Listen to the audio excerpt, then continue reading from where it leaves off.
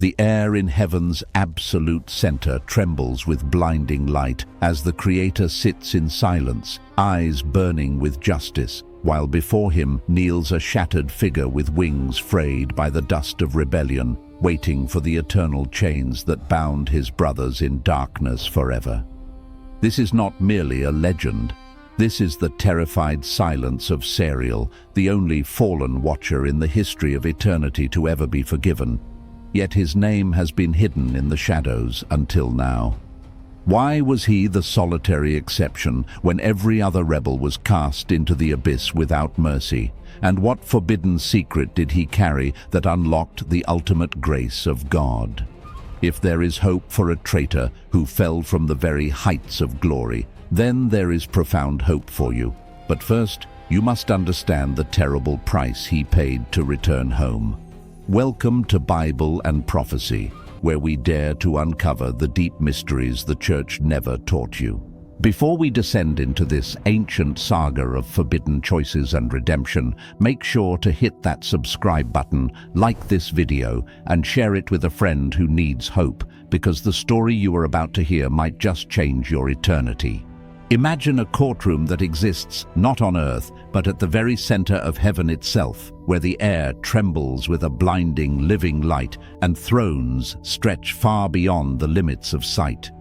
In the center of this expanse sits the Creator in absolute silence, his eyes burning with a terrifying mixture of infinite love and perfect justice, while before him kneels a figure who was once radiant but is now dimmed, his wings frayed and heavy with the dust of rebellion. Every other angel who stood in his place has been cast into the abyss forever, yet this one is different. This is Sariel, the only fallen angel in the history of eternity whom God forgave, and his story forces us to ask, what did he do to earn a second chance when no one else ever could? And what does his survival mean for you? Because if there is mercy for an angel who betrayed the Almighty, then perhaps there is hope for you too. So stay with me as we unravel this mystery. This is a story that begins before the foundations of the world were laid, plunges into the darkness of ancient rebellion, and rises into the most unexpected act of grace heaven has ever seen, exclusively here on Bible and Prophecy, where we explore the deep waters of God's Word that Sunday school never touched. So make sure you subscribe, like, and click that bell to never miss a revelation. Before the first sunrise painted the Garden of Eden in liquid gold, and before the sound of a single human heartbeat echoed across the valleys of the world, there was the Council of the Watchers, guardians who were not warriors like Michael or messengers like Gabriel, but silent observers of God's design.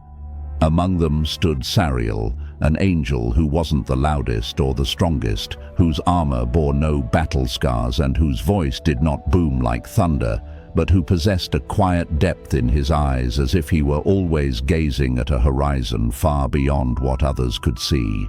Sariel had been given two sacred tasks: to oversee the movement of the moon, ensuring time flowed as God intended, and to watch over the spirits of humanity, not their bodies, but the invisible, eternal flame within them. It was a role that required immense patience, forcing him to stand at heaven's edge, looking down on the newborn world, guarding without interfering and guiding without being seen. He watched Adam and Eve walk hand in hand through forests bursting with life, saw children splashing in pristine streams, laughing without fear, and men shaping the first tools from stone, marking the seasons as they shifted from the warmth of summer to the cool whisper of autumn and the hush of snow. But as the cycles of the moon passed, something shifted within Sariel. When he looked at humanity, he felt a profound compassion that not all angels understood. For he saw not just the design, but the struggle, the way they stumbled into danger, the way sickness struck without warning, and the way hunger could bring even the strongest man to his knees. While other watchers looked on with cold detachment or twisted admiration, Sariel's heart broke for them, and soon whispers began to circulate in the courts of heaven, questioning why they should stand so far away when they possessed the knowledge to protect these fragile creatures. Sariel tried to ignore these whispers, knowing the Creator's command was not about pride, but about timing, that God's knowledge is like fire, warming in the right place but burning everything to the ground if given too soon. Yet, one night, Sariel watched a woman below weeping over a sick child, her prayers rising into the empty sky, and his chest ached because he knew the cure lay in a simple plant nearby, and for the first time he questioned the rule. It was this compassion that led him to the summit of Mount Hermon, a place so high it brushed the belly of heaven, where 200 watchers gathered under the leadership of Shemihaza, who spoke with a voice like distant thunder, convincing them that they had the power to end human suffering if they dared to descend not as spirits, but as men. A murmur of hesitation rippled through them, but under the pressure of their leader and their own misplaced desires, they swore an oath that if one fell, they would all fall together. Sariel's heart pounded as he thought of the suffering he could end, and when the oath was made, he did not walk away. That night, they fell from the heavens like a rain of living stars, startling the humans who rushed to the mountaintop to see these beings with eyes burning like flames. Sariel knelt in the soil, breathing the scent of earth for the first time, and began to teach them how to track the moon for harvest, how to mix leaves to heal fevers. But as knowledge poured out, innocence faded, for other watchers taught the forging of weapons and dark arts.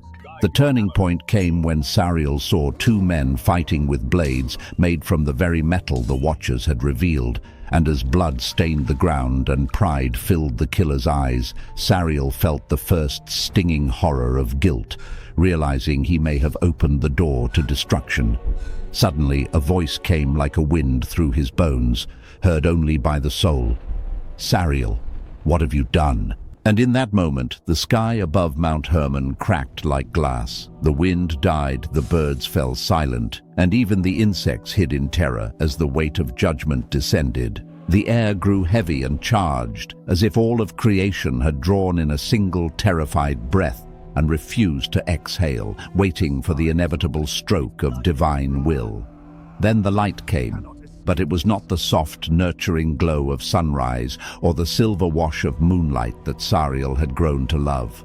This was a light that pierced through bone and soul, the terrifying radiance of heaven descending in absolute judgment. The watchers were seized not by human hands, but by forces no mortal eye could see. Angels of fire and wind, unfallen and unshaken, sent to bring the rebels home to face their creator. Sariel did not resist, even as some of his brothers fought with faces twisted by rage and disbelief, while others cursed the messengers, screaming that their actions had been noble and that God was unjust to punish them. Sariel simply lowered his head, the faces of the humans he had taught flashing before his mind.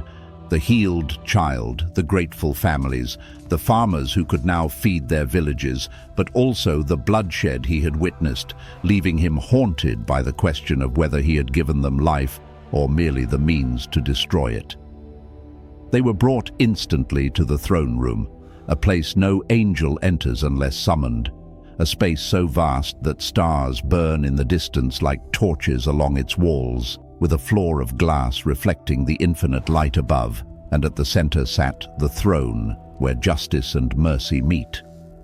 Michael stood at one side, Gabriel at the other, their expressions unreadable as stone, while the watchers knelt, some defiantly, some trembling. But Sariel simply closed his eyes in shame. The Creator's voice did not come like the wind or thunder this time.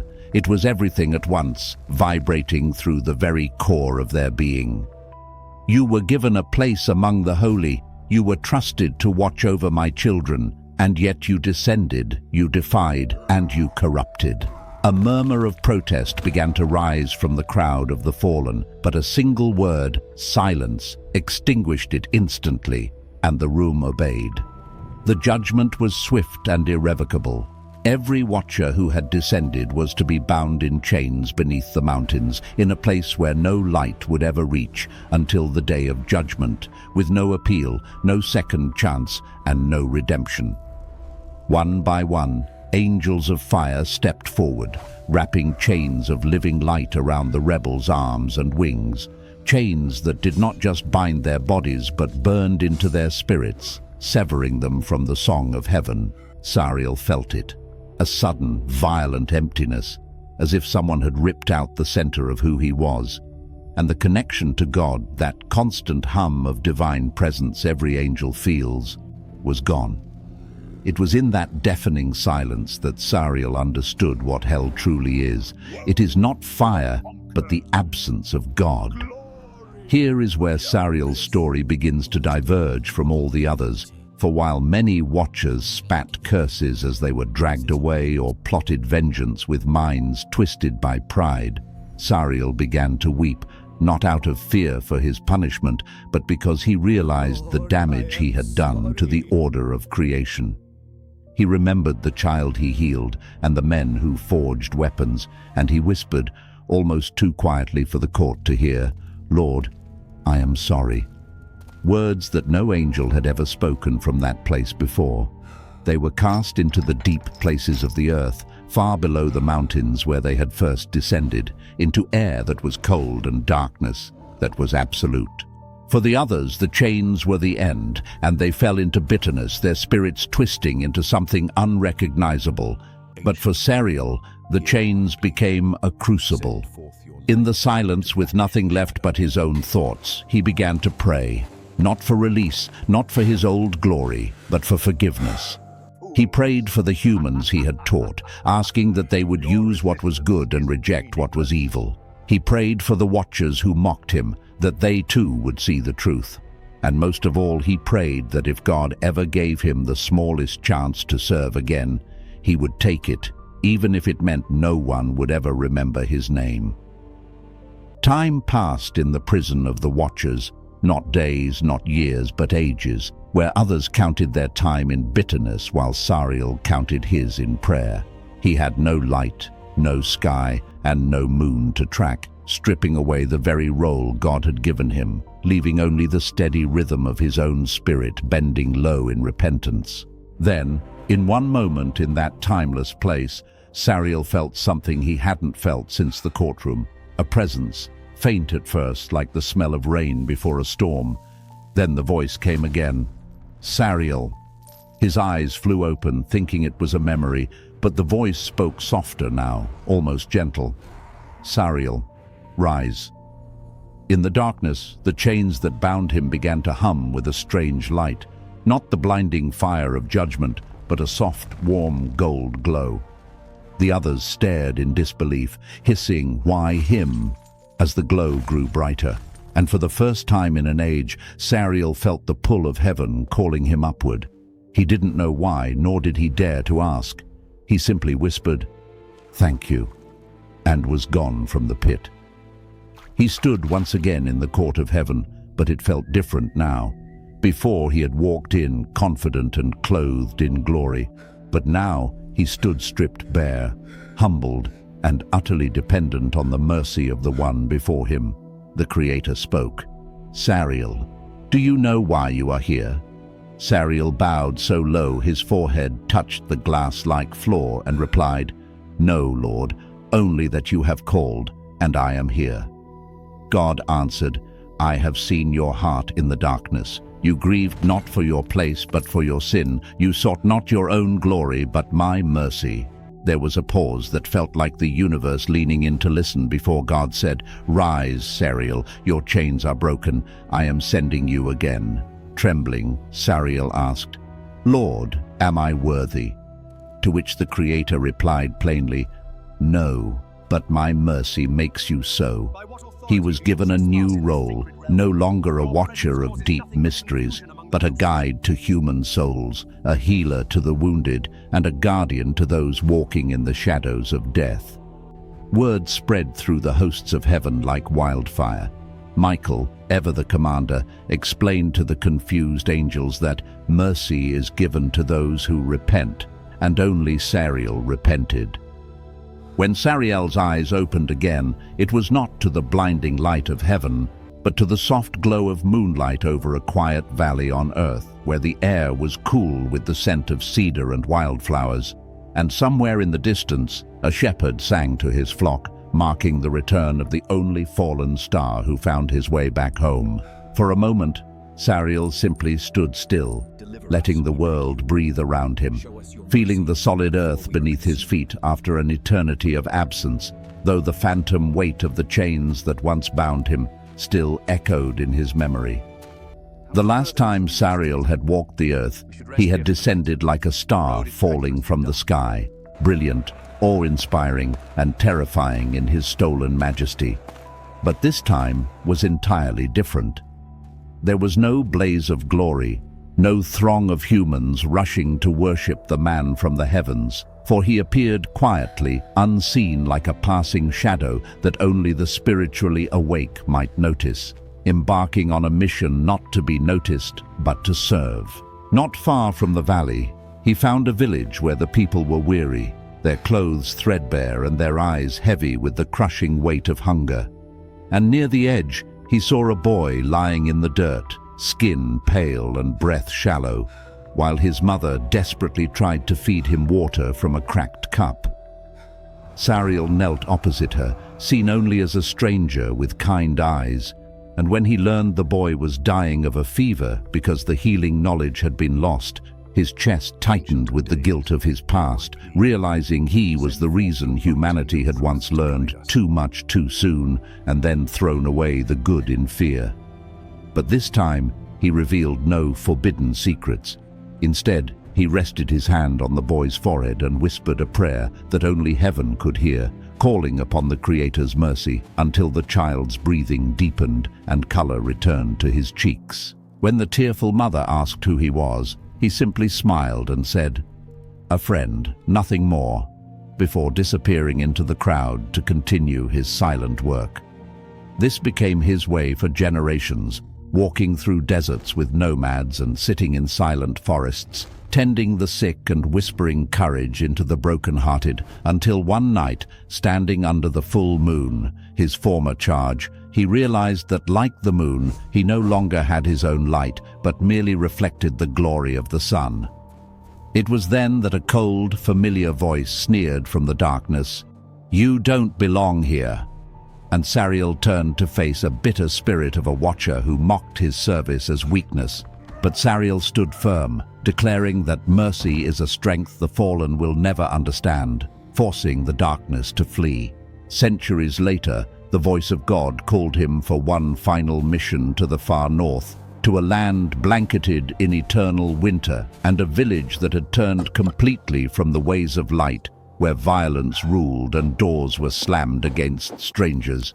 Yet, amidst the ice, one 8-year-old girl still whispered prayers to a God she barely knew, and Sariel was sent to protect that single flickering candle of faith. He entered the village not as a warrior, but as a quiet traveler, repairing roofs in the biting wind and leaving firewood at doorsteps, slowly befriending the orphan girl and teaching her that kindness was not a rule, but a way of life.